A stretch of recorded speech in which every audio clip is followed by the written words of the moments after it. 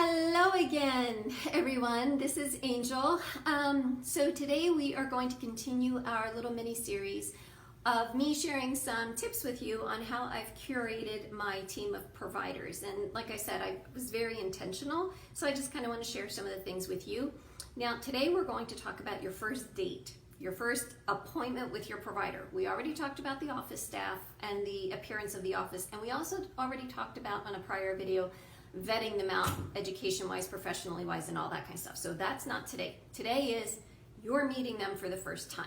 So some things, and it's probably not going to be a long visit, and also let me clarify, this is for people who you're going to have a long-term relationship with. This is not for specialists. This is for your primary care provider, your gynecologist, eye doctor, dentist, that type of stuff.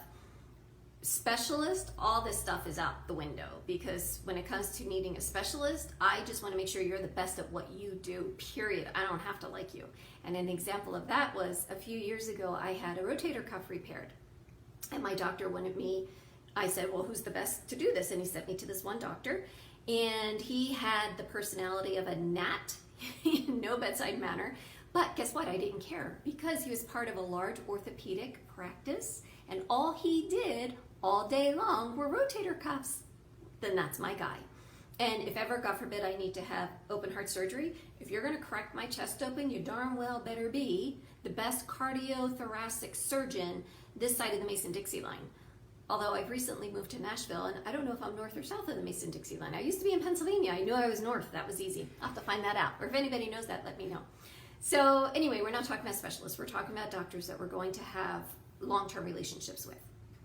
So there's really only three things that I am paying attention to the first time I meet them. Because usually the first time I meet them, it's not under an emergency. It's usually something benign, like, oh, I have a cold or a toothache or whatever. So one of the things I look at is their mannerisms. Or manners, I should say. What are they like when they enter the room? Do they just walk into the room and say, hi, how you doing? And start typing on the computer and saying, so what brings you here today? Or do they enter the room and offer to shake my hand and say, good morning, Ms. Salucci. My name is Dr. Smith. It's so nice to meet you. How do they address me? If my partner's in the room with me and he comes in, when the provider walks in, do they acknowledge him? Do they say, hello, I'm Dr. Smith, and who are you? If, I don't know, if you need a translator with you, do they acknowledge your translator, or do they ignore them? Those kinds of things, that's just basic common courtesy. Also, when they talk to me, do they talk to me? Are they looking at me when they talk to me? Or are they glued to that computer? Which I think the electronic health record has done more harm than good with regards to people relationships and interacting.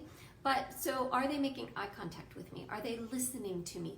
Are they talking down to me? Are they disrespectful to me? Do they have like this air that they know more than I do? Granted, medical-wise they do, but in regards to the doctor-patient relationship, we're in this together. This is a collaborative relationship. It's my body, and we're now, I guess it's now your body also, because we want to do everything we can to be on the same team to make me as healthy as possible. Shout out to best doctor I ever had up in Pennsylvania, Kevin Carey.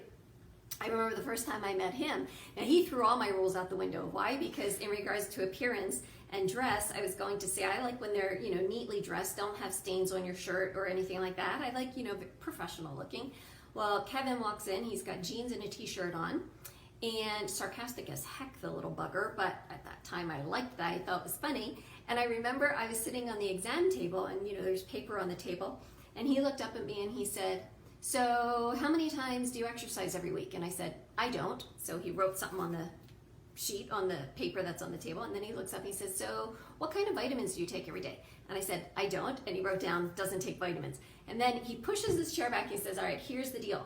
Your body is now my body, and together we're going to make sure that that is the healthiest body you could possibly have. So you're going to start exercising 3 days a week. You're going to start doing this. Like, how does that sound to you? Are you on board with this?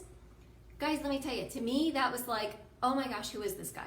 Now, side note, I vetted him out because I used to work in the emergency department with him, and I knew he was an incredible provider. I knew that nobody was more important to him than his patients. And when I was in the office for every single exam that I had with him, I knew I was more important during those 15-20 minutes than his wife and children were. I was his focus. So, does your provider make you feel like you are their primary focus? Does your primary care provider make you feel like you are their primary focus?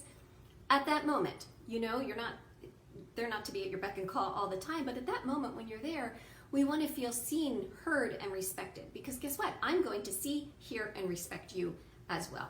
So that's in regards to manners and communication. Another thing with communication, how do you speak? If you talk really, really fast, I can't understand you. And especially when we are sick and not feeling well, we're even slower to comprehend things. If you have an accent, I know this is bad, but I suck at accents. If there's a movie that we want to watch and there's strong accents, even if it's Irish or the Queen's English, it's still English. I can't understand it. And I say to my boyfriend, I have no idea what the heck they're saying. Like, I just can't hear it. So if you're like that, or you speak a different language, that could be a deal breaker for you. And I think, again, during this first meeting with them, my biggest thing is trusting my gut, my intuition, my heart, whatever you want to say.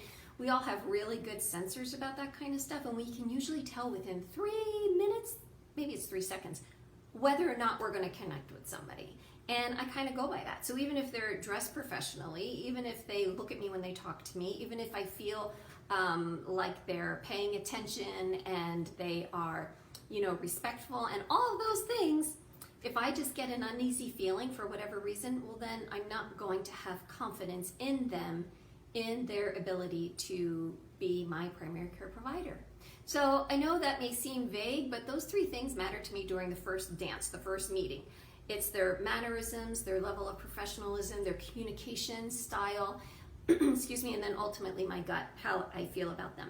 And yes, this is a dating, excuse me, this is courting to find your perfect person, your provider.